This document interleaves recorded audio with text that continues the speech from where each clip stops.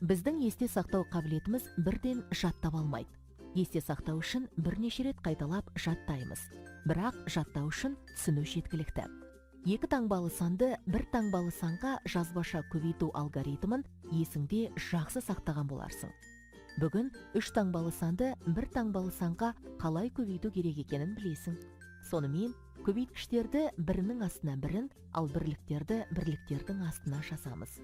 Көбейтуді бірліктерден бастаймыз.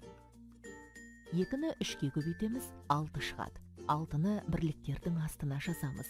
Әрі қарай 2-ні 2 ондыққа көбейтеміз, 4 ондық шығады. 4-ті ондықтардың астына жазамыз. Енді 2-ні 1 жүздікке көбейтеміз, 2 жүздік шығады. 2-ні жүздіктердің астына жазамыз. Жауабы 246. Үш таңбалы санды бір таңбалы санға жазбаша көбейтуді баған түрінде орындаған ыңғайлы. Енді бұл әдісті қолдануды білесің.